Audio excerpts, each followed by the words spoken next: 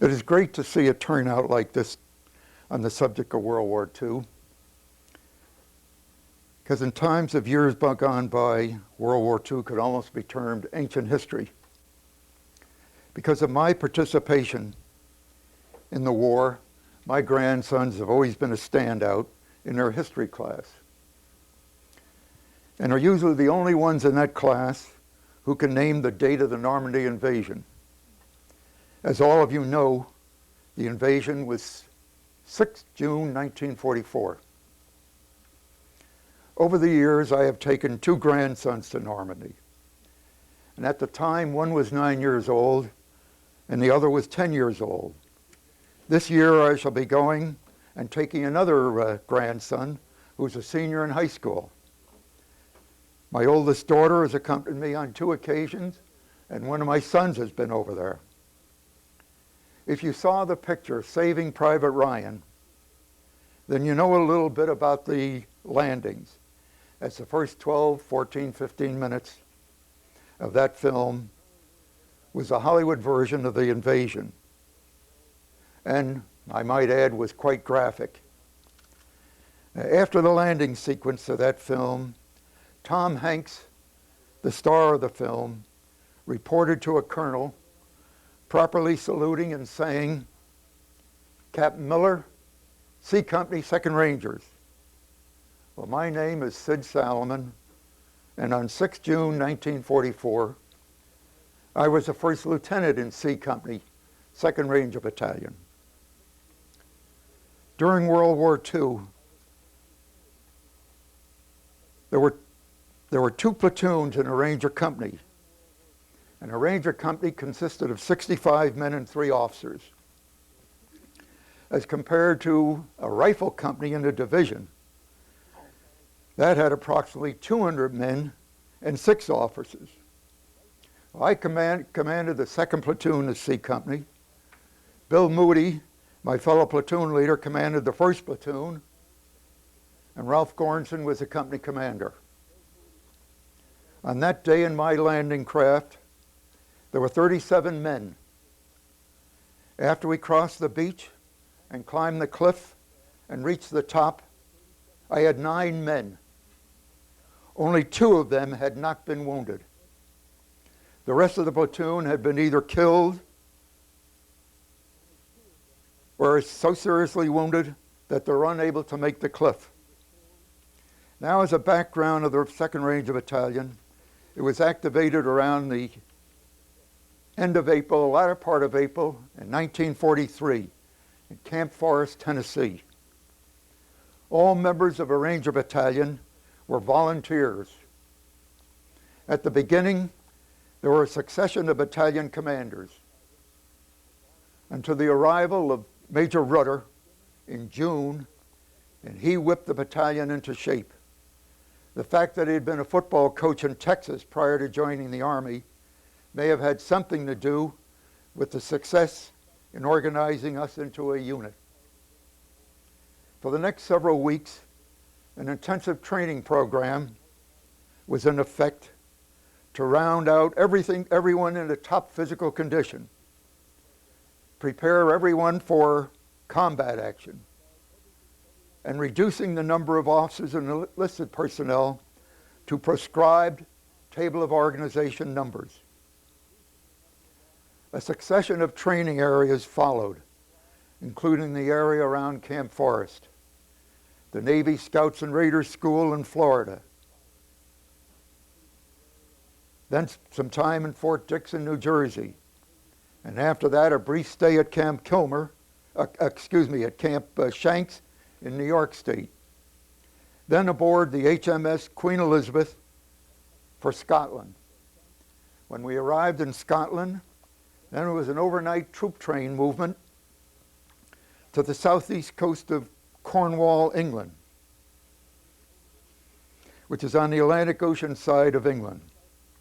We moved 4 or 5 times while in England, always in the south, southeast, and southwest part of the country, including the Isle of Wight. Each time we stayed put for a short while, the cliffs on which we were practice climbing seemed to be getting a little bit higher than the previous cliff.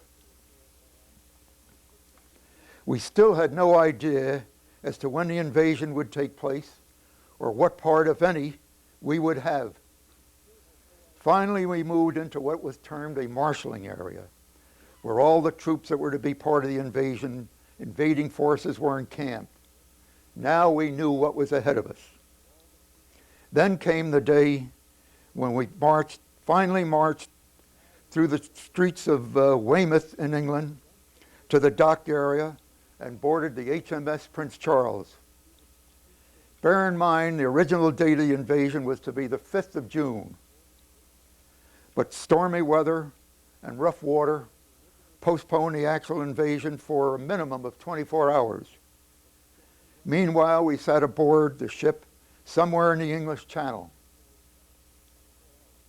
The next day, although the water was still rough, word came down from General Eisenhower with the word go for the morning of the 6th. Around 3:30 in the morning, we were awakened and had breakfast, at least those of us who were able to eat, and ultimately made our way to the boat deck. The ship rocked from side to side in the rough waters, as did the landing craft as they rolled in the davits. It was dark as we walked across a plank that had been placed on the railing of the Prince Charles over to the landing craft. The British seamen who were standing by the railing were lending their arm as we walked the plank, almost like a pirate's. The crew lowered the landing craft, which smacked the bottom of the sea in the landing craft as it hit the churning water. C Company had 2 landing craft, 1 for each platoon. We circled momentarily until both were parallel and in position. Then off we headed side by side for the approximately 10 to 12 miles to the shores of France. H hour was to be 06:30, and if everything went right, we would be on target. The mission of C Company was a separate one. We went in alone.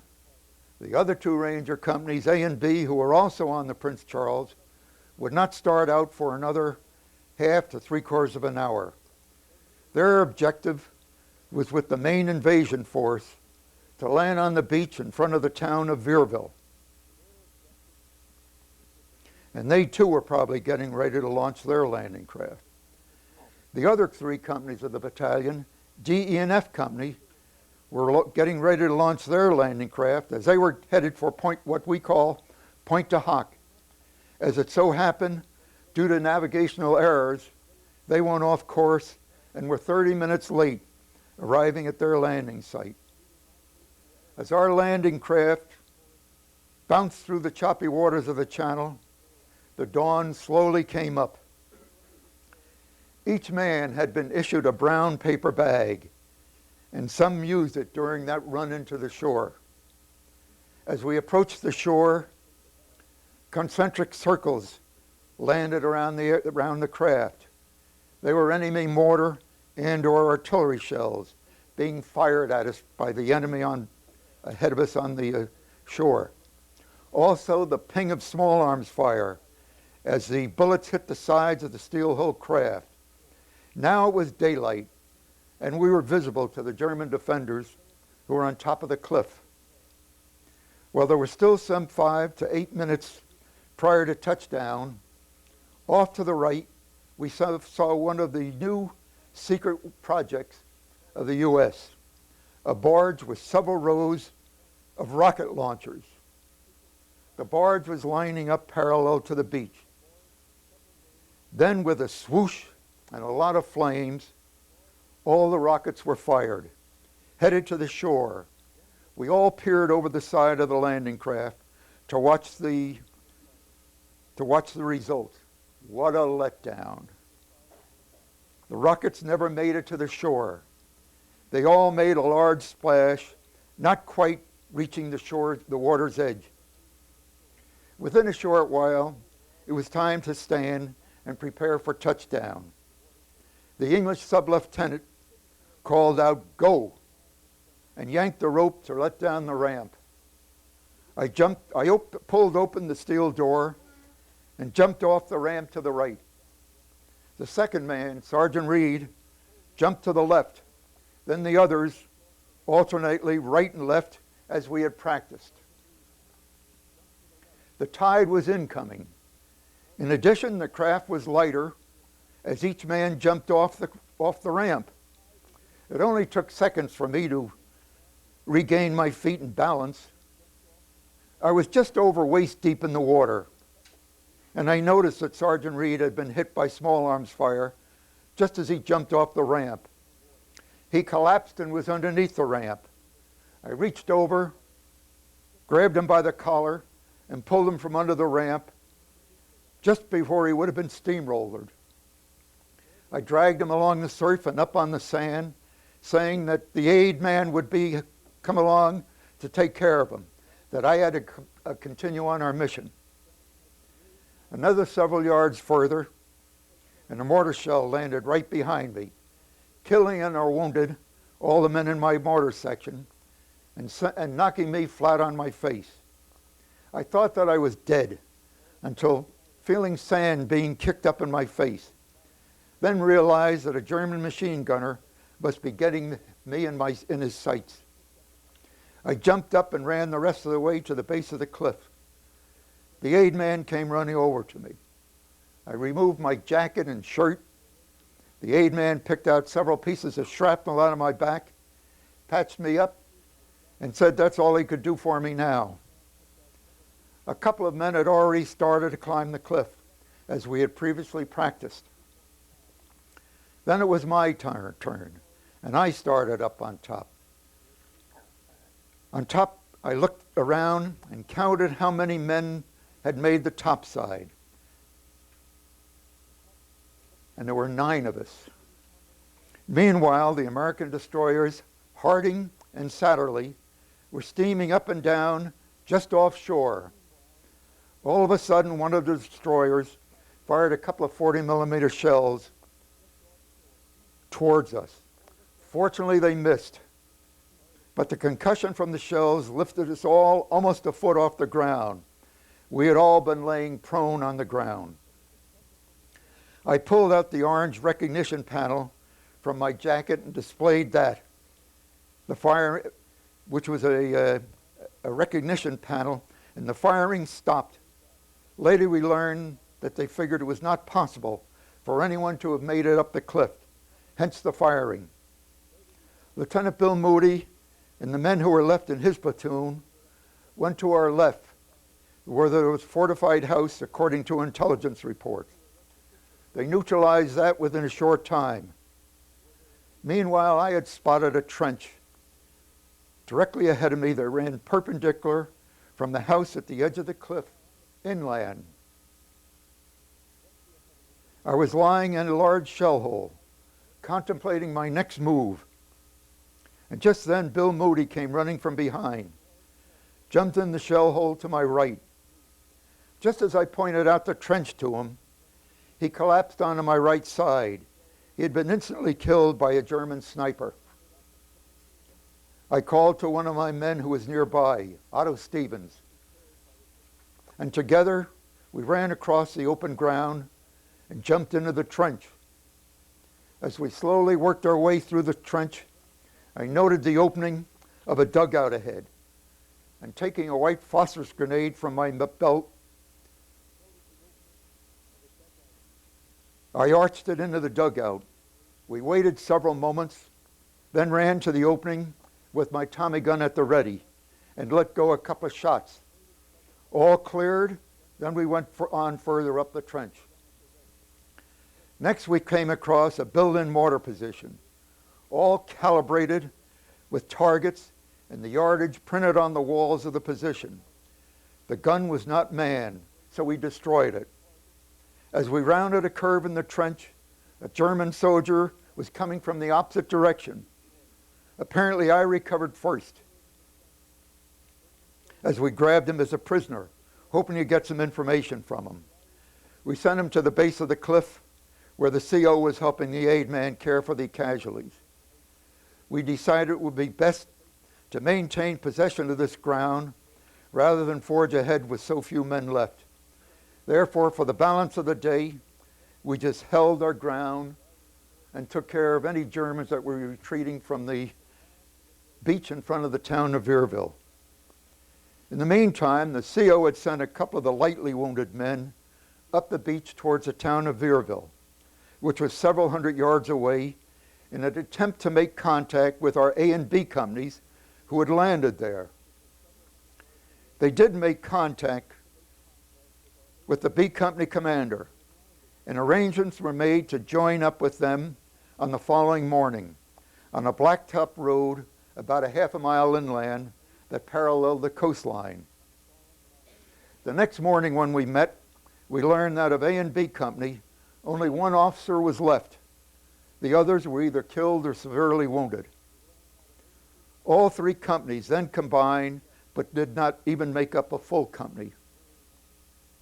But we joined forces and headed up the road to join our other three companies at Pointe du Hoc, which is approximately 5 miles distant. It took the better part of a day to fight our way up that distance, but eventually we hooked up with our D, E, and F companies and the battalion CO who had landed with them. 2 days in that area, then we moved to a secured area and were put on a reserve status. The war had bypassed us. As we waited for replacements to bring us up to strength,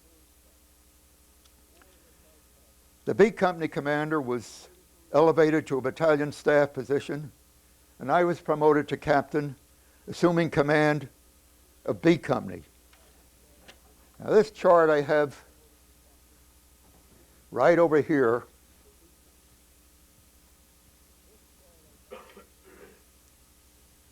Where have I got that with the figures here? Oh, well, no, there's another one. Oh, on the bulletin board, okay. I knew I had it there. That's all right, just like that is enough, Joe. On that, that's a list that I made up from the official KIAs, that's killed in action. It does not take care of the wounded. That's by company. Now, I had to use the dates from June 6th to June 8th for one reason, because the three companies who landed at D, E, and F, and Len Lamel, my good friend, was here last fall, and he was in D company of that, on that mission. Well, from that chart, you can see that D, E, and F had the easiest mission. On A, B, and C, all those KIAs were within the first hour of June 6th. D, E, and F, their KIAs came over from June 6th to June 8th. Otherwise, I would have just had June 6th, and theirs would have looked too few to make it look as if they hadn't done anything. But that is just killed and wounded on one day, and as I say, three companies, A, B, and C. Almost twice as many for the three companies of A, B, and C as there is for D, E, and F companies. Now that is only for one day. That is not the killed. In my company at the end of the war, I had over 200% turnover from killed. You might question the detailed part of the description of what I did almost 55 years ago. Very little problem about that for a couple of reasons. Some 20 years ago, shortly after my wife died, I decided to embark upon a project of writing an article about that day and about my platoon. I sent it to a couple of magazines, and lo and behold, one accepted it and sent me a check. Also, 20 years ago, I decided to make a trip to Normandy, a pilgrimage, if it might be termed that way. At the time, I was national president of the Ranger Battalions Association, so it was a fitting time. Since then, I have returned every 5 years, always taking a member of my family. As I said earlier, this will be no exception, as I shall have a grandson accompany me, a high school senior. Also, outside of my wedding day, the 6th of June is an important day in my life. A group of fellow Rangers and myself have been getting together on that day for many years. The Lamels are the only ones left from that group, from that original group. But as some have died, we have managed to pick up a few others as they moved into this tri-state area, which means New Jersey, Delaware, and Pennsylvania. Last year on June 6th, we were down to 3 of us. Due to the publicity accorded to the 50th anniversary of the Normandy invasion in 1994, we were able to see a renewed interest in World War II. We now see a further renewed interest from a younger age group because of the film Saving Private Ryan. Certain happenings on that day most definitely are etched in my mind. Combat is an experience that does not occur on a daily basis.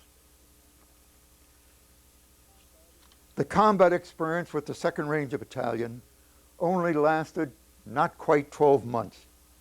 From the 6th of June, the date of the invasion, to the 8th of May, the date of the surrender. At that time, we were fighting on the outskirts of Pilsen, Czechoslovakia. That includes a combat trail, excuse me, and I might use it as this way: side trips up the Cherbourg Peninsula, then up the Brittany Peninsula, across France, part of Belgium, also Luxembourg, across Germany, and into Czechoslovakia. A real lesson in geography and a long walk. Some of the battle situations were really standouts. Besides the invasion, I can name the Hürtgen Forest, what we term Hill 400, which is in Germany, just prior to getting to the Rhine River. Fording the icy Ruhr River. The town of Altnar, which is just 20 miles this side of the Rhine River, just prior to the Remagen Bridge. Experiences that we endured served to bind us together. I still correspond with my men who are scattered over the U.S., although our numbers are dwindling. A Ranger Battalion Association was formed in 1949. There were only 6 Ranger Battalions during World War II. When you consider a Ranger Battalion consisted of approximately 500 men,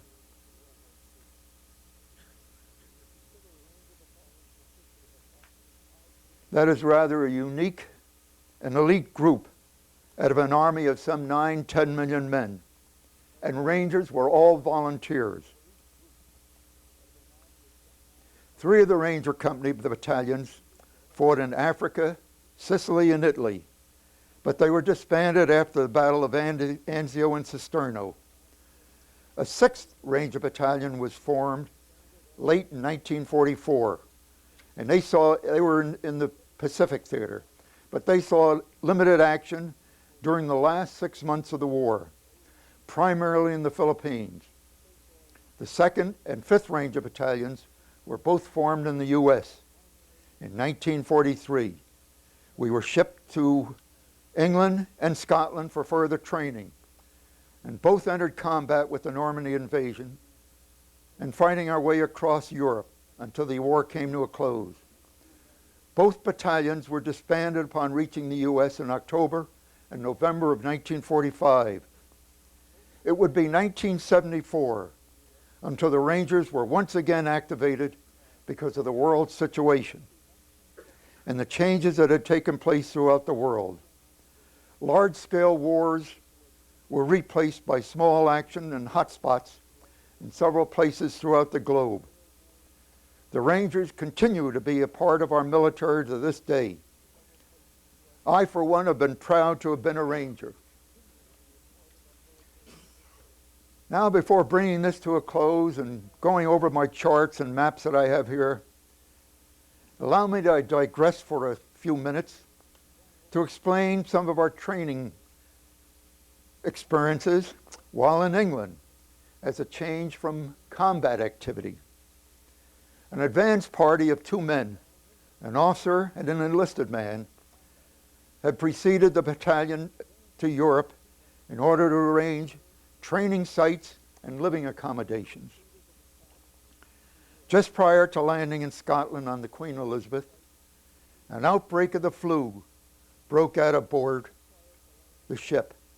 Imagine approximately 16,000 men aboard that ship, and men were dropping right and left. The ship's hospital was overflowing. Men were on cots in the passageways. Since the ship was too large to tie up at a dock, it anchored in the bay, and personnel were unloaded and brought to the pier by barges. The hospital cases were strapped to a gurney and lifted by crane from the ship to a barge, taken ashore, and then transported to a military hospital in Glasgow. Since the company CO, Ralph Goranson, was one of the afflicted, I was put in charge of the company. Our troop train ride from Scotland to Cornwall was an overnight journey, but of course we didn't know what our destination was, nor where we were going. Upon our arrival at our destination, the following morning, we learned that we were in the town of Bude in Cornwall. There, the advance party met us at the train station and gave each company commander a map of the town with some street names and numbers written on it. And the numbers with a designation of 1, 2, and 3 after it, meaning the personnel of that house would be able to take care of that many men. We marched through town, marched the company to the first street on the map, and at the corner I stopped and I noted the numbers. For example, I live in Doylestown at 27 Birchwood Drive. I would stop in front of the number of that house, 27, turn around and look at the company and call out, "Okay, Smith and Jones, go up to the front door and introduce yourself. That is where you're going to live." Then we go to the next number until all the company had been assigned to a house. Can you imagine yourself here in the U.S. having a soldier or two from a foreign country living in your home? When my 2 sons and 2 daughters were small and growing up, I would explain that to them with an explanation that one of the reasons for a Revolutionary War was that in the Boston area, the colonists were forced to accept British troops in their homes. In World War II, the English people volunteered and were paid a fee by the United States government. We only lived with the people in Bude. We did not eat with them. In the center of town, the battalion took over a public garage, and we used that as a kitchen and mess hall. Since 65 men in each company were scattered over several blocks in town, we arranged to meet at a designated corner, equidistant to where the men were quartered. It must have been quite a sight as we met at the meeting site with our mess gear, then marched as a company to the mess hall, which is about a mile away. Another time we were quartered on the Isle of Wight. Now there are only 2 companies on the Isle of Wight and in the town of Sandown. This is a resort area with a number of small hotels and boarding houses. But it was wartime, so there were not any vacationers there. Plus it was February and positioned in the English Channel just off the city of Southampton and Portsmouth, along the route of the German bombers as they made their way to bomb London. There we lived and ate with the English people, usually in a boarding house or a hotel, as more men could live at one establishment rather than a private home. Since food in England at that time was being rationed, and ration cards were required, we were issued what was termed a commando ration card. That was equivalent to 2 cards, and we handed that to the person where we lived. Therefore, the owner had more purchasing power with the additional ration cards, and they ate better. We were only there about 5 weeks, but we trained hard, night and day. The cliffs were higher from any others that we had ever climbed. And it was a great experience for all of us. And we had an idea what might be ahead of us. But this was such an experience for us. No matter whether we were city boys at home, or from a farm, or from Appalachia, or from some southern cotton town. Later, when it was over, a cynical feeling crept into our thinking. Some of our men paid with their life for that kind of training. Now, I might add, when we walked up to that house, at first in Bude, and then later on over in Sandown, every man had his weapon on his shoulder and a bandolier of ammunition. So can you imagine here in this country today having a foreign soldier in your house with his rifle and a band of ammunition? Now on the Isle of Wight, where we're eating with the English people, remember they don't eat until at least 8 o'clock at night. In the Army, boy, 6 o'clock, we're ready to eat. That goes way back from basic training. So we arranged an agreement with the owner of the hotel where there were 7 officers living at that hotel. And the woman who owned it took care of the hotel while her husband was an officer and away at sea in the British Navy. And we arranged she couldn't come down at 6 o'clock because they don't eat until 8. So we arranged to meet him. We said, okay, 7 o'clock. Well, when we were climbing the cliffs, which are right out the back door of the hotel, at 4 o'clock, just as it does today in England, everything stops. And since we weren't going to eat until 7 o'clock, training for the war stopped too. We took our rifles, slung it over our shoulder, walked into town to the nearest tea shop, and we had tea and scones. Then it was too late, so we might as well go back to where we lived.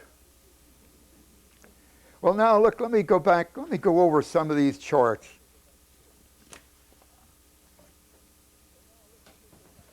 The large one on the bulletin board there is a breakdown of the entire Omaha Beach, Utah Beach, the British sector, and the Canadian sector.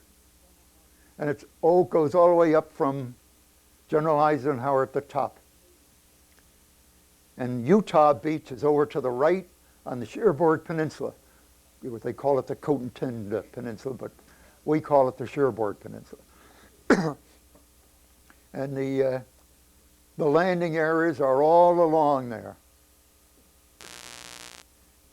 Here also is one, and it might be difficult for you, particularly in the rear, to see this, but I'll leave them up a while and you can come and look at them. And this shows you one division, the 4th Division, was over at Utah Beach. Omaha Beach was the larger of the 2 beaches. The 29th Division and the 1st Division, plus all attached troops. And we were attached at that time with the 29th Division. During our year in combat, because we were a small, independent battalion, we would be attached to, as I remember, either 8 or 9 different divisions, whether it be an infantry division, a cavalry squadron, or an armored division. And since so little was known about the Rangers in World War II, even among the top brass in the Army, when we'd be attached to a division, this is my guess, and I'm sure the division commander said, oh boy, we have the Rangers with us. Let's put them in front and keep our own statistics down. And I guess that's what happened. Well, that may be cynical, but I'm sure it has a little modicum of truth. Here is a map that I had made 40 some odd years ago. you can probably maybe see, this is a map of Europe. And over here, this is where we landed up here in Scotland. And I had a friend of mine, a neighbor where we were living in North Jersey at the time, who was an amateur cartographer, make this up from my records. And we landed up here in Scotland, then came down to Cornwall, which is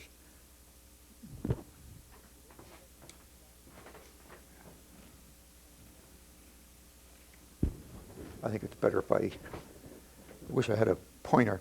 Here is Cornwall right here, Bude, Cornwall, on the Atlantic Ocean side of England. And then there are lines drawn back and forth, because we moved several, as I said, 4 or 5 times in England. And the Isle of Wight is right here in the Channel.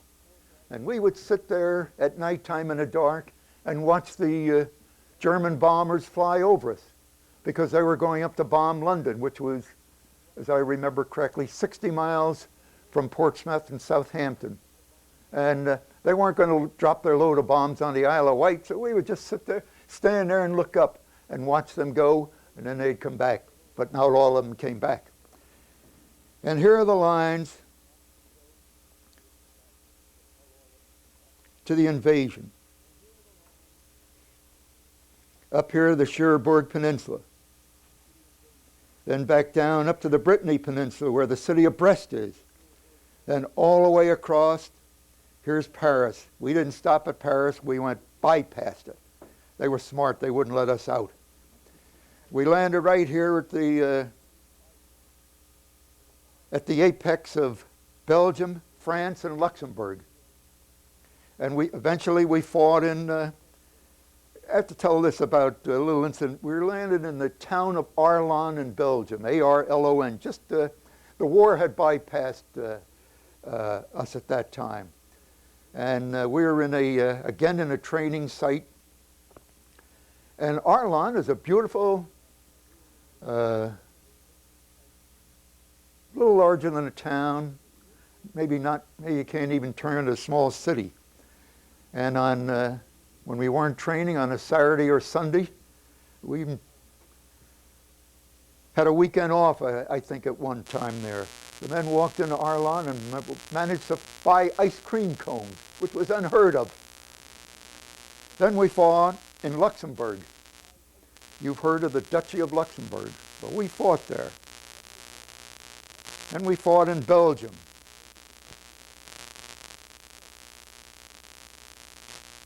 Across the Rhine River here, and all the way over here. And then here, outside of the city of Liège, of Halle and Leipzig, not Liège, Halle and Leipzig, where the 69th Infantry Division met the Russians. The war was over for them, but they put us on trucks, and we rode south to the town of Weiden, W-E-I-D-E-N. They got off the trucks, and they said, head east. And we started going east. We crossed the border into Czechoslovakia, and by the end of the war, 2 weeks later, we were fighting on the outskirts of Pilsen, Czechoslovakia. Now, we weren't at a war with Pilsen, but nobody told us to stop. So we just kept going. Now, the last few days, combat was really sporadic. And everybody was, rumors were rife that there was, peace was imminent, surrender was imminent. So we went along cautiously. No one wanted to make headlines of the last man killed in World War II. So finally on May 8th, the word came down, stop. And that was the end of the war for us. We pulled back to the estate of the former Czechoslovakian ambassador to the United States. I have pictures at home of the manor house in which he lived. This was about 8 or 10 miles outside of the city of Pilsen. And we encamped on his estate. Men pitched pup tents. And we went, the Army didn't know what to do with us, so we went right through basic training just as if we had never been in a war. And we figured at some time we're going to be shipped over to Japan because the war in the Pacific had not ended as yet. And we just stayed there until September. Now from May until September, just doing things to keep us busy. Before, towards the September, then we started our long trek back to Reims in France, then to the port of Le Havre, where they had a number of camps that they called after cigarettes. Camp Lucky Strike, Camp Camel, Marlborough, until we were waiting for a ship to get back to the United States. So it was the end of October before we arrived back at a temporary camp in Camp Patrick Henry down in Newport News, Virginia area, which was a temporary camp to set up just for the returning troops. And as we walked off we came back as a unit. Our battalion commander thought it'd be great to go back as a unit. Going back as a unit didn't mean a darn thing. Excuse me, because when we came back to when we got off the ship, there was a Red Cross and all these volunteers handing everybody a half-pint carton of milk. Now, this was the first fresh milk we had had since we last left the States, I guess, although we had the French people at times, just as they milked the cows on some of the roads where the shells landing all around, they stood on the road and were handing out fresh milk to us.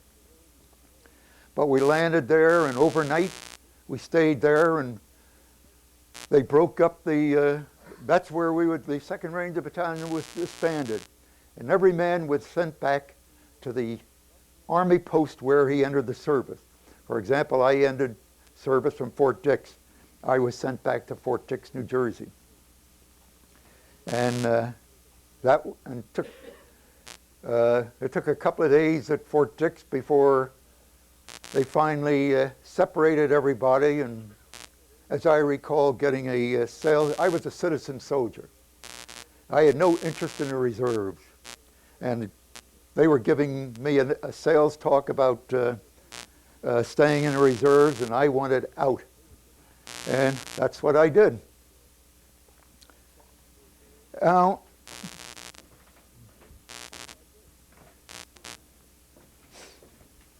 here is a landing schedule. And you can see from there, but this shows exactly where each wave was sent in. Here's a little larger with the beat. Here's C Company, the 2nd Ranger Battalion right here. This Charlie Beach. We were the only ones that went in. Nobody went in ahead of us. Nobody came in after. Ours was a separate mission. The main invasion force came in here, here, here, and here. Then the British were over here. Is that Omaha or? Omaha. It's all Omaha. U.S. Beach is Omaha. Here is another part, and I have put on here where each company landed of the 2nd Ranger Battalion. Now, any questions? I'll do my best to, Paul. Well, there was an automatic weapons position up on top, and there was what they termed a fortified house, which was a brick house. Now, when we got there, that fortified house, it's not intact anymore, but the brickwork is still there. And what that was, intelligence said it was a fortified house. When we got there, it was where the German troops in that area were quartered. So I guess it was a fortified house because they had their weapons there. They had 5 years to build up the defenses all along the post there. And that's what they had done. They dug that trench. And there was a dugout, the first dugout I came across. They took a wooden kitchen table from some French farmhouse with a couple of wooden chairs, and there was a steel locker. It was like going into a locker room, except this was an old battered locker. And that's where the German troops who were on patrol, on post, that's where they stayed. And then when we walked up further, was like a great big manhole. And that's where they had this heavy mortar, an 80 millimeter, Germans called it 80 millimeter mortar. We call them 81s for the heavy mortars. That was embedded in concrete. And around the walls were the targets up on the beach at Veerville, with stakes on the beach, numbered 1 through, let's say, 10 or 12. And the calibration for those numbers were painted on the wall, so they had all pre-targeted it, and that's what they sent in. Now, if that was our mission, to neutralize a fortified house. Actually, our mission was to go in there, fortify the house, take over the ground, and get to the town of Isigny. I call it Isigny. I guess they call it Iceni. It's I-S-I-G-N-Y. That's about 15 miles inland. It took us a week to get to that town. That was our mission. How did they get the grappling hook up on the cliff? Well, we didn't have grappling cooks where they didn't think we needed them. We were special. They had grappling hooks at the Pointe du Hoc. And we had 2 experiments, the DE&F companies that were there. First, let me talk about those, and I'll tell you about what C Company did in climbing the cliff. DE&F, we borrowed a ladder from the London Fire Department, and they put that on a duck, D-U-K-W. Well, that looked good on paper. But the battleship Texas had been, and the Air Force had been firing, and the battleship Texas had been firing prior to the night before. They had been firing their 14-inch guns at Pointe du Hoc, and the shell holes were as deep as this room here from ceiling to floor. And not half the cliff, a good part of the cliff where DE&F were landing had crumbled down, and the ducks couldn't get close enough to land. So the ladders were a waste. Now, if you go back to one of the faults, I try to go to see every war movie. If you go back to The Longest Day, which is way back, and they had the ladder going up, and one of the men up on top of the ladder firing a machine gun. The ladder never got up there. Now, they experimented with a rocket. It was a charge of dynamite, and it was fitted in the stern of the landing craft. Remember, we went in with the British Navy, not the American Navy. So we had a different kind of landing craft than the so-called Higgins boat. I'm thoroughly satisfied with the British Navy. We had practiced with the American Navy when we were down in Fort Pierce, Florida. And so I've seen the 2 of them, and I've been in 2 of them, and I preferred the British idea of a landing craft. Matter of fact, a week ago, I received a phone call. It was at noontime, and I was just getting ready to eat lunch, and the phone rang, and it was a BBC calling from London. A reporter introduced herself to me, and she said, well, you've been given the name, and I've managed to get a hold of you. And she said, do you mind if I take this conversation? And she was asking me about I said, no, not at all. So she interviewed me for about 15, 20 minutes on the phone, and were asking me about the landing craft that we used, because she said, some of the English seamen who were in their landing forces were a little annoyed, particularly with Saving Private Ryan just opened up there this year in England. And she said the British seamen who were in the landing portion were annoyed because there wasn't enough emphasis given to the landing craft, because in the film there were American landing craft used. The British landing craft are not entirely different, but they are different from the American.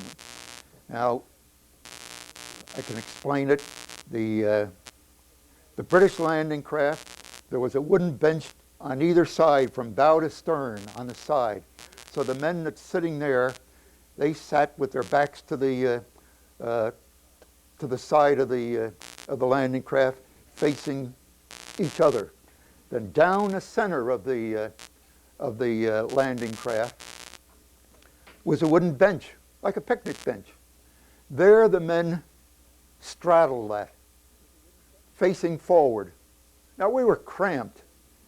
And an interesting example is the fact that in all of our practice on land prior to the invasion, of getting off the Prince Charles and getting into the landing craft and then going on shore, we always had our weapons, but we never had all the, this is a laugh, this is how even minor details, a lot of detail work was done in this planning, but nobody figured out, gave us all, on all the 3 occasions, I think, when we did a practice. We never had all the ammunition we were going to carry or the rations.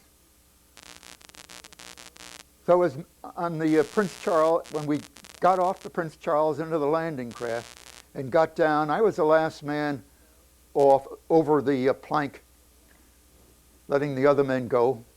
And then when I got in there and walked up to the bow, there wasn't any room to sit. So I felt like a strap hanger on a subway, because I stood up all the way in. I'm the first man off. We don't pull rank in the Rangers. There wasn't enough room for me to sit down because we were so low down. For example, I'm a big guy, so I carried more ammunition than I probably needed. Plus, I carried 160 millimeter mortar shell because our kitchen and supply trucks were not going to come in for at minimum of 5 days to 7 days. So I carried everything I could. We had K rations and what we call D bars, which are like a Hershey bar, except only three 1-inch squares. And I got ahead of myself. So I had my 60 millimeter mortar shell under my arm. I carried a Tommy gun. I had the stock cut off, so I just had a little 2-inch square piece of wood at the end of it on which I could hook the end of my sling. And I figured with what I'm going to shoot, I'm not going to be aiming at anybody. All I'm going to do is take it out and, like the gangsters of the 30s, except we didn't spray them. I had to carry all that ammunition. But when I jumped up after being hit on the beach, and I knew all my mortarmen were either killed or wounded, I figured the heck with my 60 millimeter mortar shell, so I dropped it right there and went on. No sense carrying that without a mortar to fire. And, well, I got off the point. Is that the answer to part of your question? How'd you get the grappling hooks? You didn't have any. We didn't have any in C Company. I have, my fingers are infected right now with a fungus infection from climbing up and digging foxholes with my fingers. We climbed up the cliff like that. Every other man had a 6-foot piece of rope around their waist with a loop on one end. And theoretically, every man was to, you get up, and we had, in all our practice climbing, we had a couple of men who were like monkeys. And they were the ones who were going to go up first. Well, in theory, it all worked out, but in actuality, it didn't, because there might be 2 men now who made it, and one didn't have a loop on the end of his rope, so they weren't any worthwhile at all. We climbed up there and did well. Up at the Point de Hoc, there's a grappling hook still up there as of this day, 5 years ago when I was there the last time. It's still up on top there, rusting. Years ago, excuse me, yeah, okay, go ahead, I'll wait till then. That's headquarters company. Now, we have 6 line, I should explain that. We have 6 line companies in a Ranger battalion. Headquarters company is they have the intelligence, the kitchens, the ammo, the supply, the communications, and the aid men, for example. Every aid man is from the medical section of headquarters company, but he's on loan in combat to a particular company. And we always had the same aid man, even they got killed or wounded. So that's 6, those headquarters men were killed. Our radio man, for example, was killed on the invasion. And we didn't have any communication. Nobody had any communication at any one of the 6 companies, because either the men were killed, or the radios went into the English Channel. At Pointe du Hoc, our communications officer made the landing up there, and he's a former employee of AT&T, and he knew communication. And he had the foresight to bring a lantern in. And he had it rigged up his lantern. All the radio men were killed, or the radios were soaked with salt water. So he rigged up a lantern, a signal lantern, and was signaling out to where General Bradley was on I think it was the Ancon was his flagship, and he Morse code out there with the signal lamp. Headquarters is headquarters company. What kind of weapons were the Rangers carrying at that time? M1s, all M1s.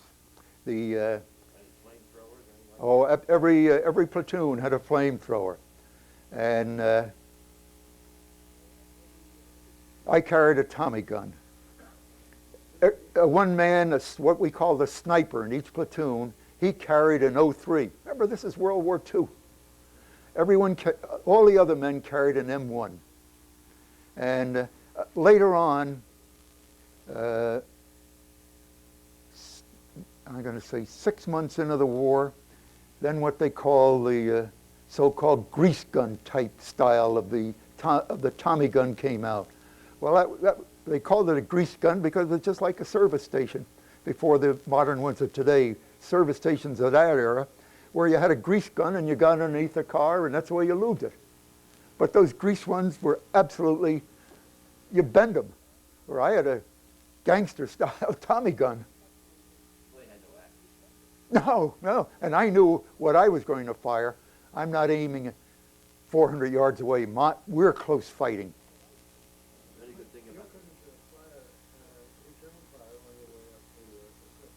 No, we're too busy. Actually, what happened, the way we worked, when we got up to the base of the cliff, the first thing to do was just the opposite of if you saw the film Saving Private Ryan. Tom Hanks, he's sitting in the middle of a boat. Okay, he's a company commander. He's sitting in the middle of a landing craft. And the men are all crouched around they're in the water there, whether they're hit or not, and they're crouched there and calling mother and everything else, and behind the beach obstacles. We didn't have any beach obstacles where we landed because that was in front of the cliff. We just had to run across, it was low tide, I would say, good 75 yards, 50 to 75 yards of beach, and the Germans never figured anybody's going to be dumb enough to come in there. They're going to come in under the beach.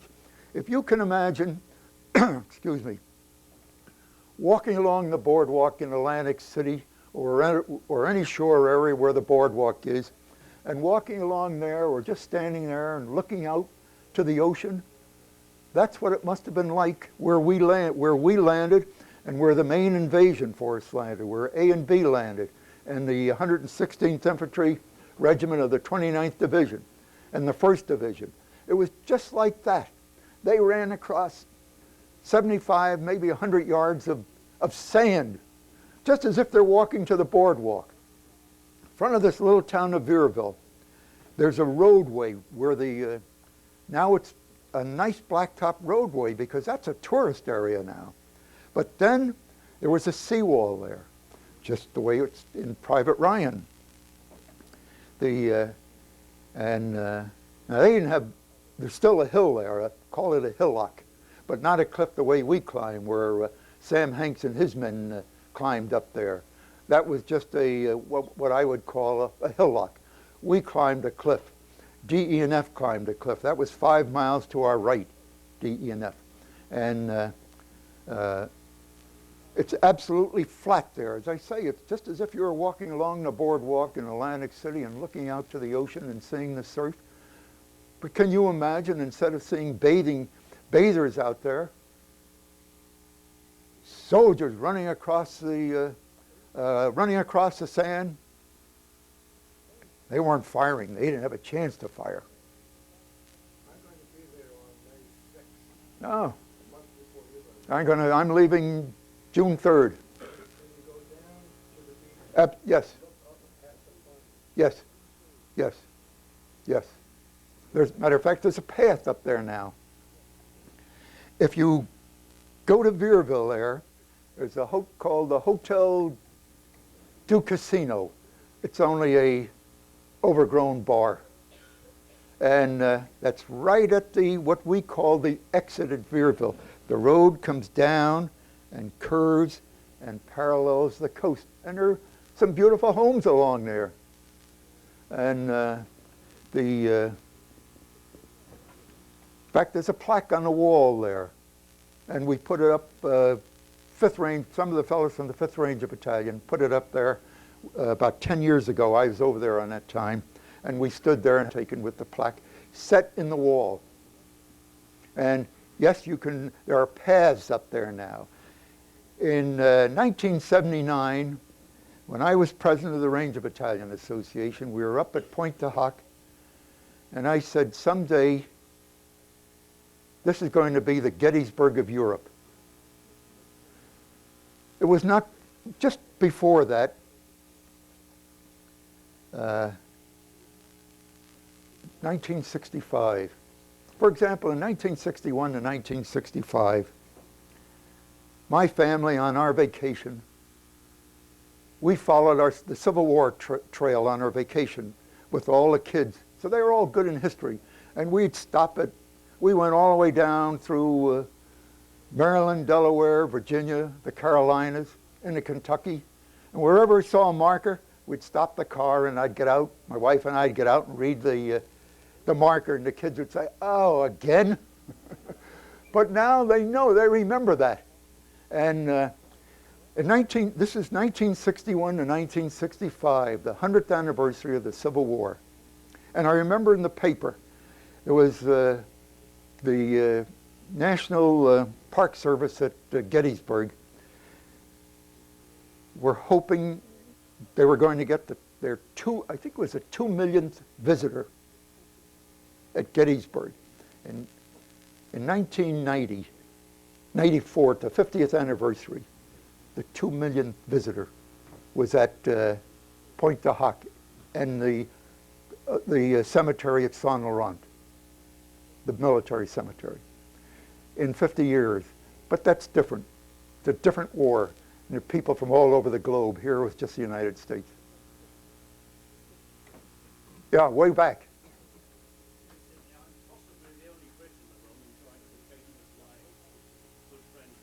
Welcome.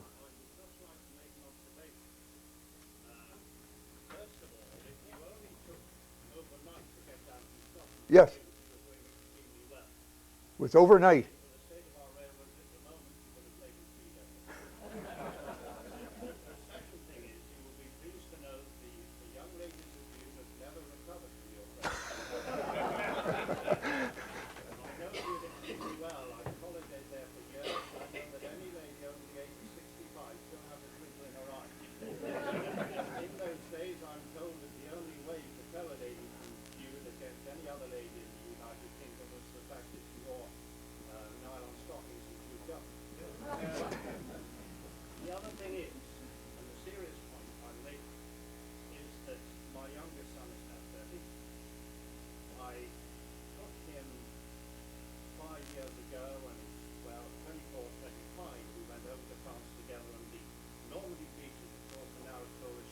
Yes, yes. He and I, we went along those beaches, we enjoyed those beaches, and we came to Omaha Beach. We visited the American Cemetery, Mhm. which, if you know, and anyone else who's visited, is a magnificent, Absolutely. very impressive, Absolutely. beautifully maintained. We walked on the beach. I didn't get a word out of my son for 2 hours. Next year, he's a Mensa Scout leader, and he took his group of Mensa Scouts over, and he took them to Omaha Beach. And I asked him what their reaction was, and he told me that he didn't get a word out of the whole afternoon either. The atmosphere on that beach is supposedly nowadays a holiday beach. There is still an atmosphere of remembrance on those sands. It's acknowledged by the younger generation. I experienced it with my own son, and I think a 2-hour and afternoon silence for a 25-year-old of a modern generation could be no greater tribute than any of us can say to your parish and everybody else who attacked that beach on that afternoon. Thank you very much. May I add a little bit more to what you were saying? I've been back to Bude, and for the life of me, I couldn't remember. I couldn't pick out the house where I lived. But the people there where we lived, Bill Moody and myself, were in the same house, and we were in one. Both of us were in one of their rooms, and they couldn't have been better. They couldn't have treated us any better. Here we're, as I said before, can you imagine a soldier from a foreign country living in your home? When we'd go out on a night problem and we'd come back home and they had a thermos bottle of hot chocolate for us after we got in at 12 o'clock, 1 o'clock in the morning on a night problem, and boy, that felt good. And we were gentlemen then, I'll have to say that.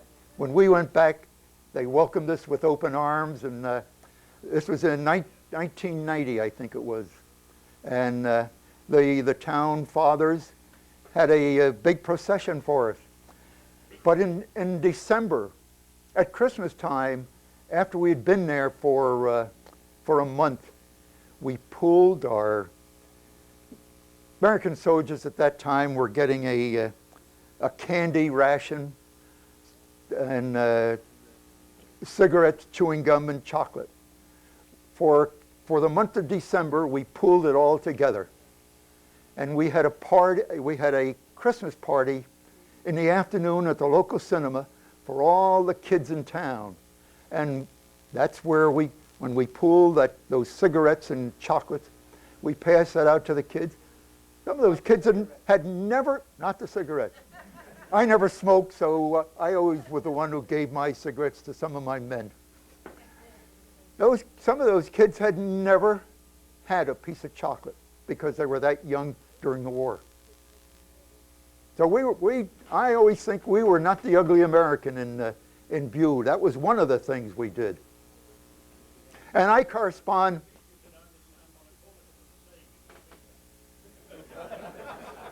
Well, I must say, when I said overnight ride, I can't remember when we got on the train. Maybe it was, I don't know, maybe late in the afternoon, but it was still the next morning. And that didn't stop, and I was, you had to put the curtains down on blackout. So when we went through a station, I'd find, because the train would slow down, and I was a smart guy, so I would lift up the curtain and see if I could see the name on the station to see where the heck we were or where we're going. Somebody else had theirs. Since the climbing those cliffs is threatened by the opposition on top, what was the main means of neutralizing? Okay, here, I was thinking of that, and I should have said it. When we first got there, everybody ran across the beach to the base of the cliff, because the Germans were up on top. And all they were doing was standing up on top and dropping potato mashers, which they called hand grenades. They looked like an old wooden potato masher. And they were dropping those down on us. So as it was time for the first two men to start up, I said, okay, everybody else down at the bottom, point your weapons up and fire up there. And that drove the Germans back. That's how we got up. But they were up on top, and they were just dropping them down, that's all. How many men did you have at that point? Did you fire back as you lost? Oh, I didn't count then. I wasn't in the mood for counting. It was when I got up on top. I wanted to see who was with me. All I did when I got to the base of that cliff, after the aid man put a couple of Band-Aids on me or patched up whatever he did, and I looked back on the beach, and here are all their bodies there, and the guys were seriously wounded. You could see their. I thought I wrote a vivid story. With, Yankee magazine up in New England accepted my story, and I got a nice check from them. And that must be 15, 18 years ago or more. And I know I wrote something pretty graphic. I said I was standing there and watching the pain-ridden face of the men who were seriously wounded as they try to crawl further up the sand to the cliff. You can't imagine it now. Saving Private Ryan, you didn't see many of the men crawling. They were just lying there and screaming and calling out. The men who were going to live, if they were able to, they got the heck off that beach.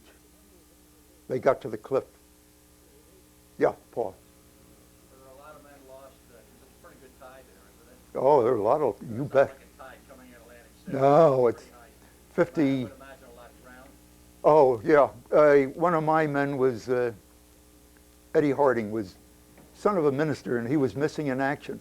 Well, I know his body was just swept out to sea. He was killed instantly. I think he was 17 or 18 years old, but he was swept out to sea, and I didn't know it until the first time I went there, and he was listed as missing in action.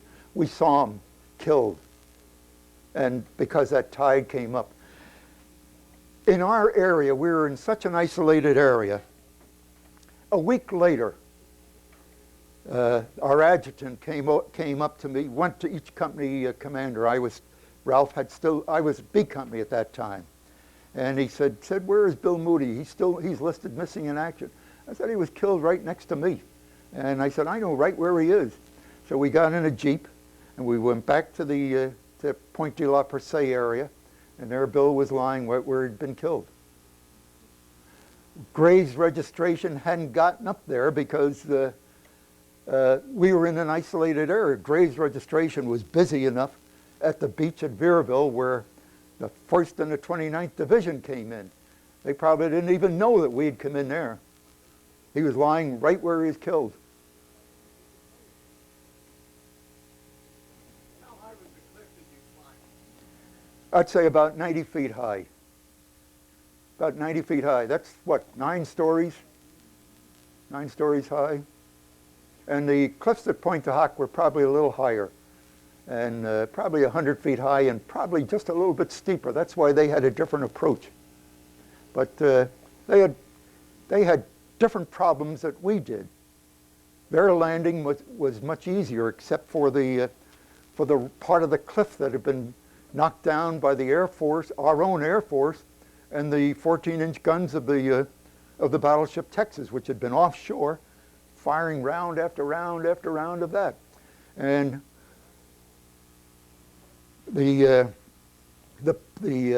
some of those, a couple of positions up there, only one is intact, and that's the famous one where when Reagan was president, he was over there. That made all the news stories and photographs. He and Mrs. Reagan are standing down there and looking through a slit, and you can just see him. That's the only one that's intact. All the others, and you can see, you can get in there. Of course, it's dank and damp down on the bottom there, but all the others are partially, if not totally, destroyed. And you can see they had 5 years to pour concrete. I would say the concrete walls and ceilings 4 feet thick of concrete, steel reinforced concrete. And that's what Rommel did, General Rommel, the German commander, when he was transferred from Africa up to the, as Hitler had him up there he was up there and he was appalled at the lack of defenses up there. So he was the one that was instrumental on getting these bunkers in there. There's one right at Vierville, and it's still there. And the French 75 was in that one. They had captured a French 75, and that was in there. It's halfway up the high ground there, pointed right out to sea. They never fired it though. The ships didn't destroy them on that. Oh yeah, yeah. Oh, as I say, there were 2 destroyers that I know. The Satterley and the Harding were out off us. I thought they were going to run aground. They were that close. And yeah, I can't say enough about the American Navy for the offshore protection that they gave us along the entire Allied front. And you can't imagine when we got out to the Prince Charles the first time, you can't imagine the number of ships that you could see that were visible. How in the world could the Germans not know with all the spies they had over there? You can't imagine. You can almost, do you ever see them shad fishing up here on the Delaware in the springtime? You can walk across jump from shad boat up Frenchtown to Lambertville. You can almost jump from boat to boat across the, you can't imagine the sight in the English Channel with the number of boats that are out there. Absolutely unbelievable. Never see that again. Not in my lifetime, anyway. Did the Rangers become the Green Berets? Or is that The Green Berets came after us. I know, but did the Ranger group become that? Or No. disbanded the Rangers? The Green Berets were disbanded too. They were maybe not disbanded. They were soft pedaled, and the Rangers started up again. The first one was started up in down in Georgia. Fort No, not Fort Benning. The Ranger School is at Fort Benning. And 1974, at Augusta, at a camp just out of Augusta. Camp Gordon, right outside of Augusta. And it's still there in existence today. Then there's another one down in Florida, Eglin Air Force Base. That's where the Rudder Camp, they named that the Rudder Camp. That's the jungle camp. Then there's another one up in the mountains of Georgia. So it's entirely different. There wasn't any Ranger training when I joined the Rangers. We had to do it. I was a second lieutenant when I joined the Rangers, when I volunteered for the Rangers, and we'd stay up the night before figuring what we're going to do tomorrow morning for training, and we did it off the seat of our pants because the Army didn't have anything. So and that's why when we got into combat, we were attached to some divisions. They didn't know what they were getting. One time, we were still in France, and we were too high right after St. Lo, and I had one platoon on one high ground, and another platoon on another high ground, and a major from a division came over and he introduced himself and he said, "Captain, I'm here to relieve you." He said, "Where's your battalion?" He thought I was a battalion commander. He had a battalion there. Well, I said, I'm a company commander. I have one platoon over there and another platoon over here. And he shook my hand. He couldn't imagine that, because they didn't have any idea what a Ranger battalion was. Anything else? Thank you very much.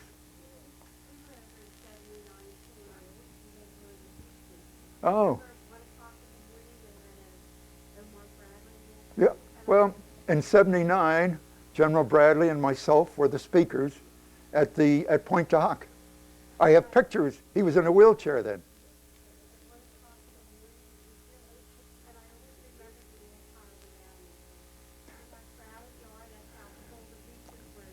Joe. There's a picture there of standing next to General. No, next. Another one. There, to your up above that one by the cemetery. I'm standing next to General Bradley. He's in his wheelchair, and we were the two speakers. Yeah, all the, in fact, all those officers are standing behind me. We had just placed a wreath in the military cemetery. And well, I think that's a moving experience. As I say, I go there every time, and I have the location of some of my men. And there's another picture of me saluting Lieutenant Bryce. And I correspond with his brother, who lives in Roanoke, Virginia. And a friend, he wrote and told me there was an article in the Doylestown Intelligencer about me. And he said, in the article, I mentioned to the reporter, Steve Wartenberg, that Lieutenant Bryce, I go and salute his grave marker every time. There's a picture there in 1994, prior to the 50th anniversary. I went to Europe twice within a month. I went over to make a commercial for AT&T, then I went over the following month for the June 6th. And there's the picture in there, and I'm standing saluting in front of Lieutenant Bob Bryce's gravesite. He was killed instantly in his landing craft in B Company. And I was telling Joe before that all of a sudden a golf cart came up the grass, the gravel path there, and the young lady stepped out. There were two men in the golf cart, and she came up to me and she introduced herself. I forget her name. She said, "I'm with CBS." She said, "I want to know who you were." Well, I had my jacket on. I wear this when I go over to Normandy. And she said, "I see who you are. Who are you?" And I told her, and I said, "I'm saluting. I do this." I said, "This is one of my friends who was killed on June 6th. And she called the two fellows out, who was a cameraman and the sound man. And she interviewed me right then and there. That's before Spielberg put it in his Saving Private Ryan, that the film opened in the cemetery and closed in the cemetery. I've done that for years. What's the RBA on you? Oh, that's RBA, Ranger Battalion Association. This is one that we made up after the war, when we formed the Ranger Battalion Association. This is the patch we wore on our left shoulder. But I'm peacetime and I wear it here. I thought they didn't wear it. I took I wrote to Tom Hanks after I was invited to a private screening prior to the general release, and I took my oldest son with me, and I hadn't read too much about it. So we're sitting there, and when Tom Hanks goes up and he said, "Captain Miller, C Company Second Ranger," I sat up in my seat, and when I wrote to Tom Hanks, I listed all the about 6 different errors that I saw. Well, I realized it is not a documentary. Saving Private Ryan is entertainment, if you want to call it that. It's a movie. It's a made-for-profit. It's not a documentary. I told him in my, first of all, he had the old, what we call a Sunico patch on, which is Rangers. I have down to my last 2 at home. And I said, we didn't wear a Ranger patch. When we're in the marshalling area, we talk off the Ranger patch. It was just like telling the Germans, "Hey, here's a good mark. Get me." As soon as we saw an SS guy, man, he was a target for us. So we took off our Ranger patches after that. On my steel helmet, some men, you see some pictures, they've got their bars, or their captain's bars, or the colonels, or whatever in front. Not me. I muddied it up.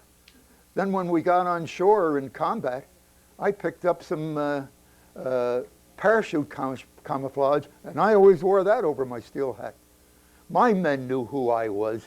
I didn't have to have officer on me. That was only making me a target for an enemy.